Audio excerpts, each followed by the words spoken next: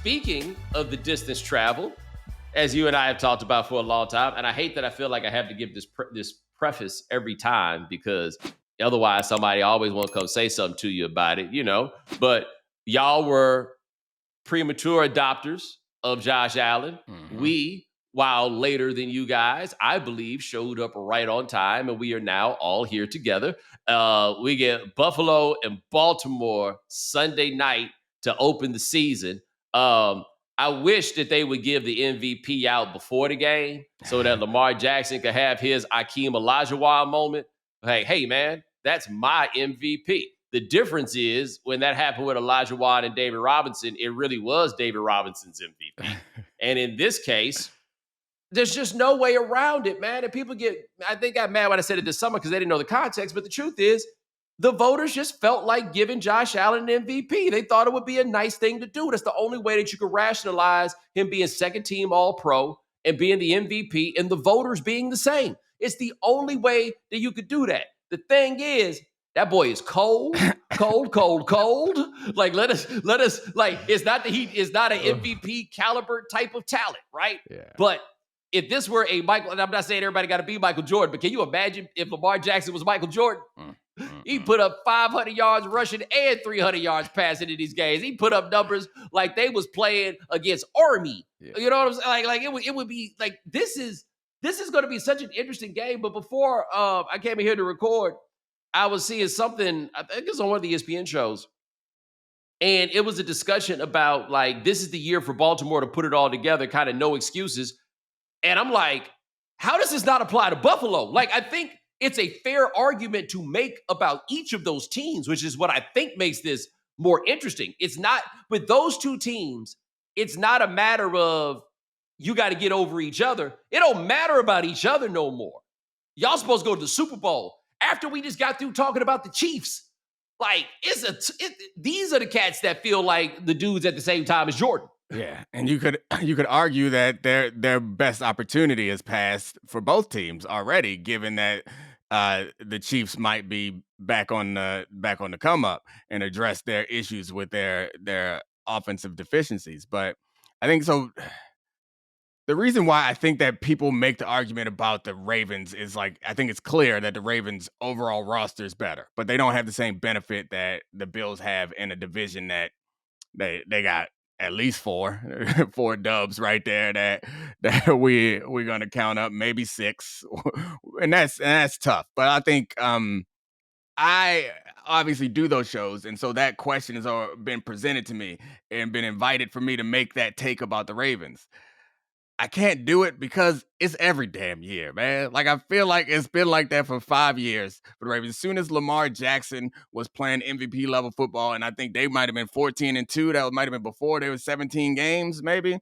But they just been just great, simply great since Lamar fully took over. So I have a hard time, and I think we did it so many times. We have a short memory. We've done it so many times with the Ravens that I feel stupid even saying it. Where they had the first round bye. Like, this is their best chance. They better not blow it. Guess what? They back at it again. This is an organization that's really well run, always has a good roster, and has a quarterback in his prime. I feel like an idiot saying about the Ravens or the Bills that this is your last best chance, because it ain't. As long as those guys are there, it ain't. And the Ravens blew it. I mean, yeah. I don't want to take credit away from the team that won and act like they did not win the game. But the Ravens gave that game away. Like, I think in watching it, It was the moments have overwhelmed Lamar up until this point. I think that's a fair point to make. And you could see it as soon as the mistakes would start early, come to the sideline, slamming that helmet. And it's like, oh boy. Like, I went to the US Open the other day, and tennis is so interesting to watch because you can just watch people crack. You know what I mean? Like, there's nowhere to hide. You're out there all by yourself. And you could tell sometimes very early, oh man, he ain't going to win. Like, he has already begun to come unglued. This is going to happen. Lamar felt like it. This was the first time it didn't feel like he was coming unglued. And he's made all the throws late that you need to make. Now, Mark Andrews, he was in pieces for reasons that I don't quite understand by the time that game was over. But to me, even without the win, that felt like a big hurdle. Like, Josh Allen had his game that you and I will talk about forever in 2019, where he came unglued and he threw that ball down the field to that fullback. aka square body, right? And then he has some panic in him still, right? But he has largely gotten rid of that. And I think that may be what it comes down to for both sides on them, is which one of them cats, if they come up against each other, which is entirely possible in the same round, maybe not the same stadium, it's just a matter of whether you can stay glued, because talent ain't gonna be the issue with either of them. Execution, like Lamar has become such a good passer that I can't believe that people are still trying to hold out on the idea that somehow he is lacking as a passer. No, man. He's that guy, man. He's that guy. That can't be real people saying that. I don't think anybody has actually means that if they've watched the last few seasons. But the thing about, like, I have a hard time, really hesitant, and I know you're not saying this specifically, but like the implication is like there's something about the pressure of those moments that changes these players. And like I get how different it feels you lead up to it, but once you get out there, like you're just kind of playing. So it's hard to attribute it to anything else for Lamar because it's just weird, and there's enough games now where it hasn't worked out. But I think there's one thing to point to is he bounced back, because you could say he was unglued in the first half. He bounced back. I think Josh Allen is different because he's had so many of these games in the playoffs where we're like, hey, yeah, he played well enough to win. Lamar Jackson has, undoubtedly had fewer of those. But that's where, like, I'm not moved by that argument, because generally I don't believe like that there's some big difference in the same way that in basketball there's some big difference, but I guess there is. I see. To me, I just think no matter what it is we're talking about or where it is, some people rattle and some people don't, right? Yeah. So if we take it down from the level of excellence, it is very clear that Sam Darnold rattles.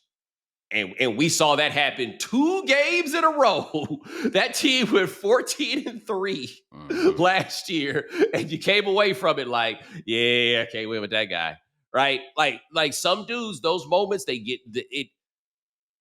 I think tennis for me is the fun example to use, because since it's an individual sport, this happens in golf, we're more forgiving of when people have these moments and they come unglued. It happens. Everybody is capable of that thing happening. And for some people, they get out there and no matter what the thing is, they shake it off and they're all good. Like we've all done television with people before who get out there and it gets them. And they, for whatever reason, they can't get themselves out of it.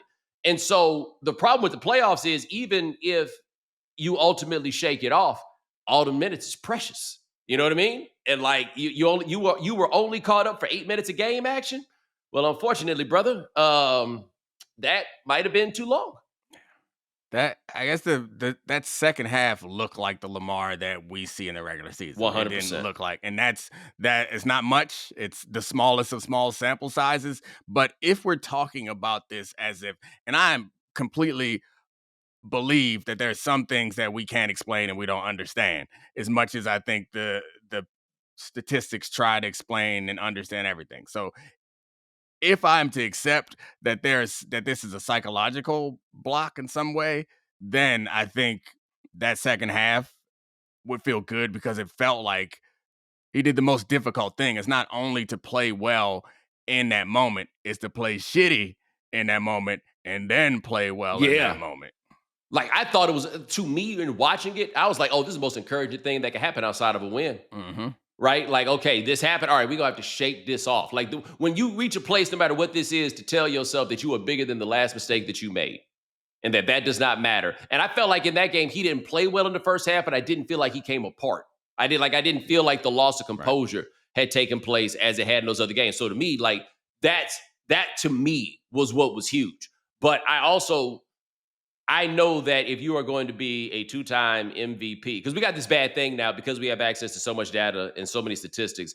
It's what happened that year that we gave the MVP to Embiid instead of Jokic in the NBA. And it became a matter of, well, if he's a 3-time MVP, then that means he's in the same rarefied air as these people. Therefore, he does not belong we don't think he belongs in this air. Therefore, we can't give him the 3rd MVP. And that's not how the logic works, right? Like, Tim Lincecum and Johan Santana have won 2 Cy Young Awards. They're not going to go to the Hall of Fame, right? Like, it happens like that sometimes. Like, this could perhaps be some kind of statistical anomaly.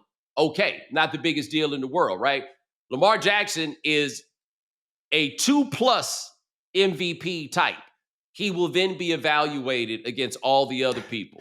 who have 2+ MVPs. Yeah. He always will. And I think eventually they'll get it done.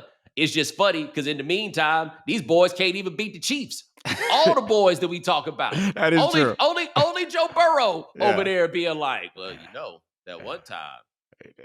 And it's funny. I rewatched that game a couple seasons ago, and Joe Burrow tried to give it away. It's just, and so like we spent a lot of time on Lamar Jackson, and like Josh Allen obviously has these incredible games and could have beaten in a similar way that the Ravens could have beaten the Bills if the tight end caught the ball. The Chiefs or the Bills could have beaten the Chiefs if their tight end caught the ball. So like we don't have those same postseason questions about Josh Allen because he's risen to those moments in a way that is we can obviously with eyes say like, all right, well. Any reason why it doesn't happen is not because of him. I will say this about the Joe Burrow game that anyone who's making the argument that he's in the neighborhood with these other guys is those games are decided by such slim margins, and that man hit a linebacker in the chest in the most pivotal drive of the game. Like, I get that the linebacker dropped the ball and what he did after that was great, and then what he did in the Super Bowl was awesome. But to that point, we decide such big, like, ranking and opinion decisions on such random things because, again, and Charlie got some heat last week for doing on my show. He made a joke, but it's kind of true. It's like how the quarterback rankings are really just tight end rankings because Kelsey had a great playoffs that made Mahomes look good, and Mark Andrews dropped that pass, and the Bills tight end, which one was it? I think it was Kincaid. Kincaid dropped that pass. It's like if Andrews catches that pass, Lamar might be a Super Bowl champion and we're the top. If Kincaid, same thing, whatever. If Kelsey doesn't work out. But it's just funny because we use that thing for Burrow as a deciding factor all the time. It's like, but he beat him. He got to a Super Bowl. You can go back through and see some of the mistakes that could have kept him out of it. And the same thing goes the other way.